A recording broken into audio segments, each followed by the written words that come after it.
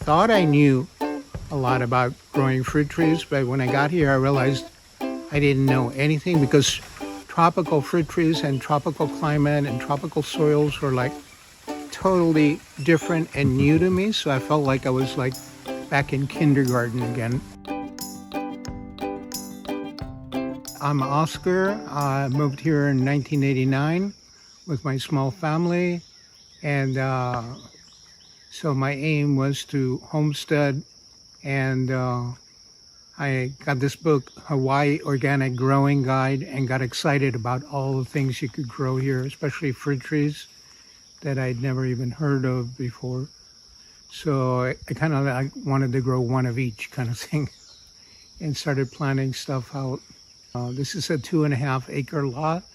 I later got a much larger lot, about 10 times the size, 24 acres. It's basically mostly rare fruits. And as I go along and get into more and more rare fruits, I'm mostly trying to introduce things that are not already widely available in Hawaii. And how many do you grow here on your property?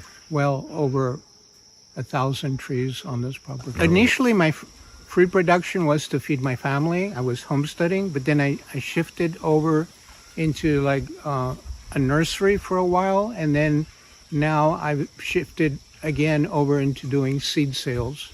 So what I'm trying to do is distribute the really rare fruits through mail order. Ooh, how do people find those seed sales? Through my website, fruitlovers.com. It's online. I've had this website since 1998. So mostly it goes to people that are collectors and also botanical gardens, and then just ordinary gardeners that want to try something new. In the beginning, when I first got here, I was doing everything on my own. I didn't have the money to hire anybody, so I pretty much had to do that. That was kind of difficult with little kids, trying to start a homestead, not really knowing much about what I was doing, trying to relearn everything. I had been doing landscaping in San Diego, so I knew about growing vegetables mostly.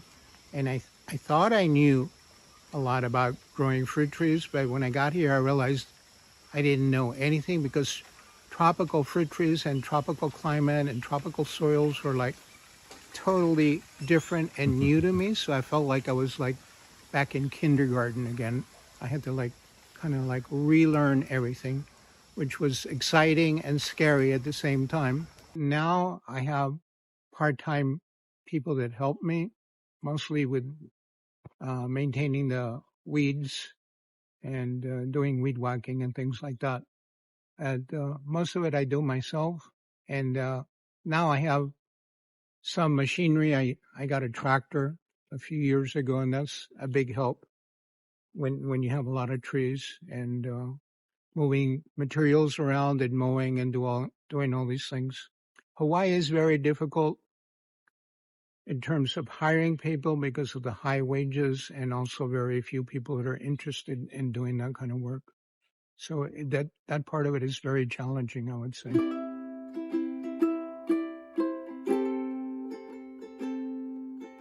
Before you act, try to learn as much as you can. And it really helps to connect with your neighbors, seeing what other people are doing. And so you don't make a lot of mistakes. Try to learn from other people's mistakes instead of creating your own mistakes.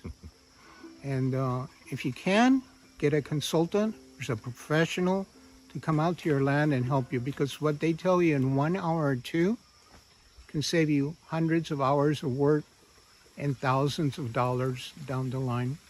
And also when you're starting out, start with a small area. Don't try to do your whole land all at once. Start with a small area and something that's manageable, and learn as you go. A mistake that most people make here when they're doing something like this is they go in with the bulldozers and they clear their whole lot, and they just create a giant weed problem.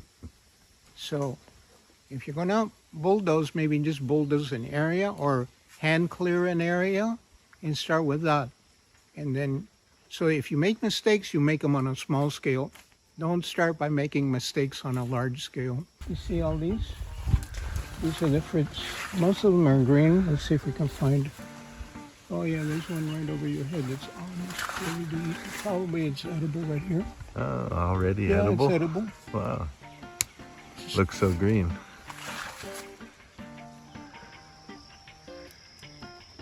You can just bite right into it. Inside it, it's a little bit kind of like a fig with kind of an applesauce taste. Do you eat the skin? Yeah, you can eat the whole thing. Oh, wow. It's very easy to grow. Has very beautiful flowers. And you can see the whole thing gets covered in fruit. Most people have eaten nutmeg, but they don't have any idea what the fruit looks like. Yeah, very It's cool. one of those. Let's see what the tree looks like. It'll pop open and then it has this red stuff around it called mace. And has a very interesting history. During the colonial period, this was an extremely valuable spice in the spice trade. And the Dutch went in and took over whole areas because they wanted to monopolize this trade, and they did for a long time. So these trees are about 25 years old, and they grew really well. I still remember when I first planted it, my wife said, "You're planting right into the rock. Are you crazy? Nothing's gonna grow there." And here you got mangosteens right out of the rock. Very cool. It was. See, nitrogen fixing legume. This is the perennial peanut. So this whole area, I kind of just experiment to see how the perennial peanut would do, and it's doing really, really well. It's just covered this whole area. Mm-hmm. And here's something from Bolivia, a chacharu. I call it Bolivian mangosteen. A very, very good fruit. It's a cousin. It's a New World cousin of the mangosteen. It's in the same family as the mangosteen. This is kind of off-season. Oh, no, it's not bad. It's bad. Should be white inside. But when they're at their prime, I like it even better than regular mangosteen. It has more pizzazz. This is Chempedak. Chempedak. Is that how The it always cousin goes? of the jackfruit. But it's a lot easier to open and eat because it doesn't have all the latex and it doesn't have all the stringy stuff. You know how hard it is to process a jackfruit, Yeah. right? Yeah. Kind of like cleaning out a fish. These you can just open and eat instantly. And it's very good tasting. It doesn't really taste like jackfruit. Some people say it tastes kind of like durian. I think it tastes kind of like a cross between durian and this jaguar cacao. Kind of like that. It's very tasty. These aren't quite ripe yet, I think. Let's see. Oh, maybe we can find you a red one. You can see the inside. Here's one that looks kind of almost ripe. Yeah, it looks like a long one on the outside, except it's more yellow, not brown. And inside it has this white pulp. Looks kind of like a grape. And it tastes kind of like a grape with some tangerine flavor. Let's see if it's ready. Yep. This is called miracle plant. Not to be confused with miracle fruit, but it has a similar effect. Look, it's flowering actually.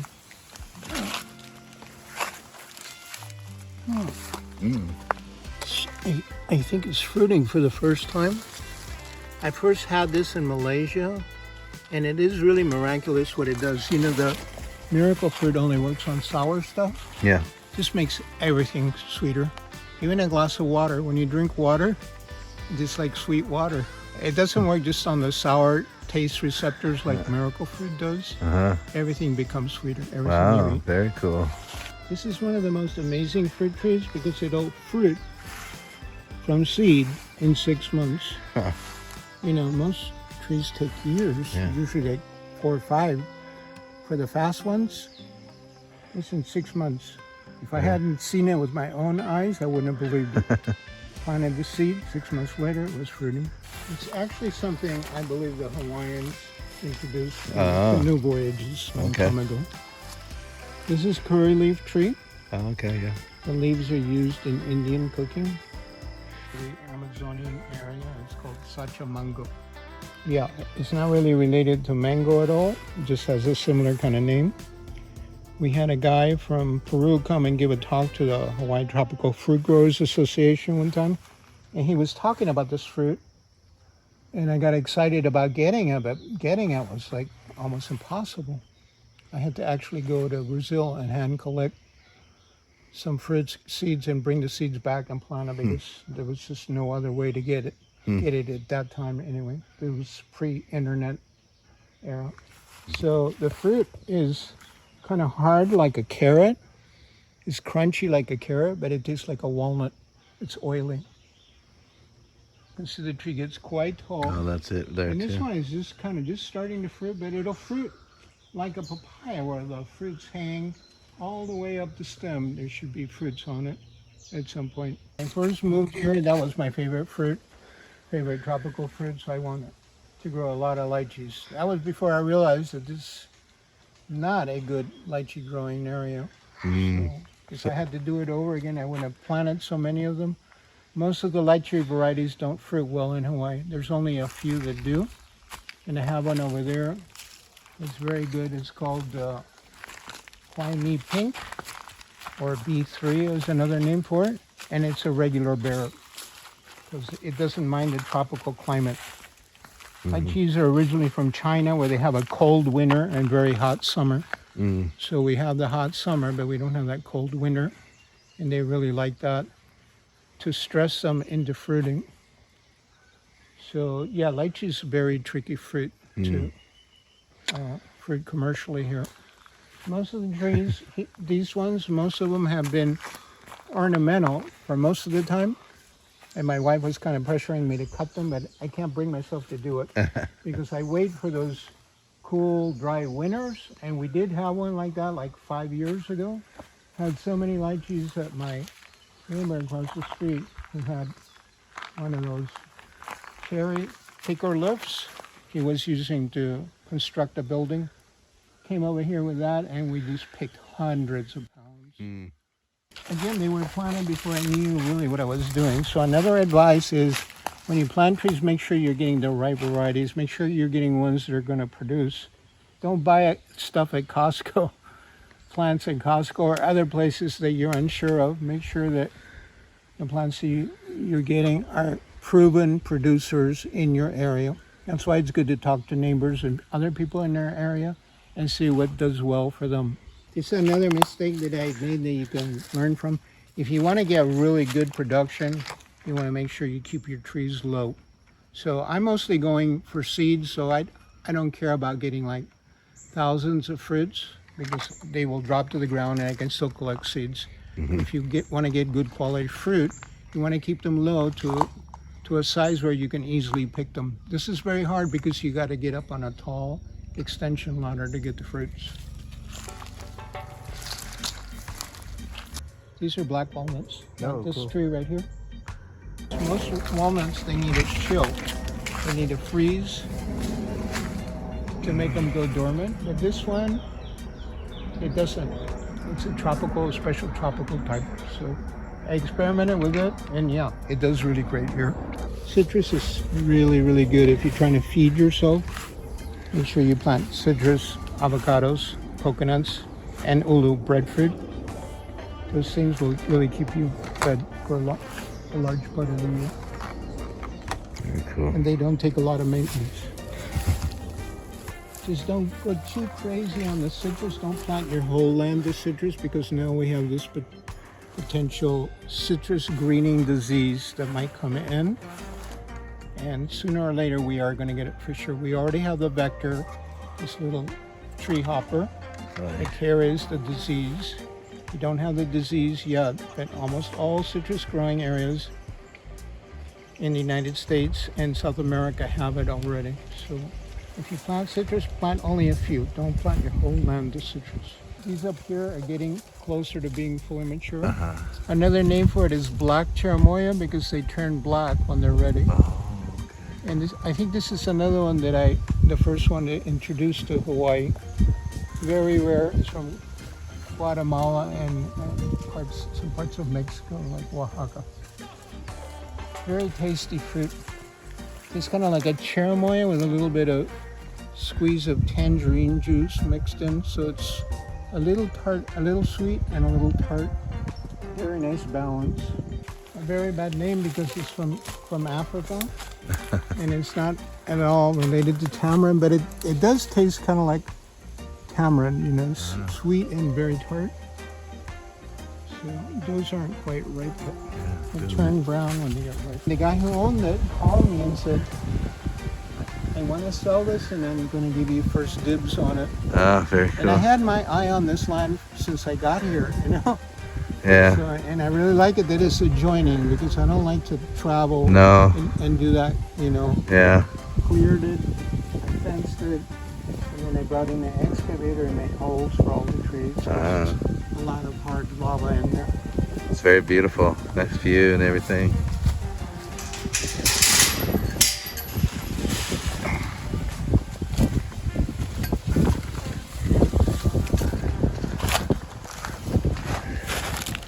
I spent like a year just prepping it, dozing it, and then fencing it. I fenced the whole thing because, as you know, there's a lot of pigs here. So that was a lot of work, fencing in, and a lot of expense, fencing in almost 25 acres. These are all very rare fruits that you've probably never heard of. Like this one is called Heavenly Lotus, and it's a fruit tree from Brazil. I saw a lot of them in Rio de Janeiro. It has a beautiful, beautiful flower, like a lotus flower, but smaller.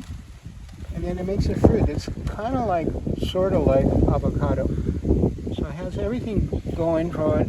It's beautiful, it's ornamental, it has nice flowers, and it makes a fruit. And I'm like, why doesn't anybody have this here? That's one of those, you know. So I brought in seeds, planted some. Yeah, the goal of nature is always to increase diversity. The goal of humans so far has to be monoculture. So we have just exactly the opposite aim of what nature is doing. So nature tries to go diverse because it's more easy to survive when you have diversity. When you have a monoculture, it's like formula for disaster. In one disease, like lace bug, you have all avocados that are susceptible. Guess what's going to happen to your orchard? Your whole orchard can get killed. Same thing with the Queensland longhorn beetle. So if you have a diversity, that was an advice that I didn't give before. If you're planting an orchard, don't plant all the same thing. Okay, so don't plant all citrus. But, you know, make sure you have a lot of different stuff. It's kind of like having a stock portfolio. If one thing goes bad, the other thing can still do good. Okay, so this is a stock portfolio for people that don't have as much money to play around with stocks. So, yeah, you're planting a lot of things, and you can also compare it to playing roulette. You know, if you play the roulette, you play a lot of different numbers, or the lottery. If you play a lot of different numbers, you're more likely to hit one, right? So it's kind of the same thing with farming, although it's more ethical than those things. So maybe I shouldn't make that example. It works up. But yeah, you get my point. So if you just plant one thing, you're much more likely to do badly and get wiped out. If you have a lot of different things, some things are going to survive, some things aren't. Some things you will have success stories like I just talked about, and some things will be failures. So you plant a lot of diversity, you'll hit something. I love and it. then if you're trying to grow a cash crop, try to do a niche market. Don't grow what everybody else is growing, like macadamias or papayas. You're going to have a very hard time competing with huge growers. You will likely fail. So, but if you have a niche market, stuff that no one else or very, very few people are growing, you're much more likely to succeed.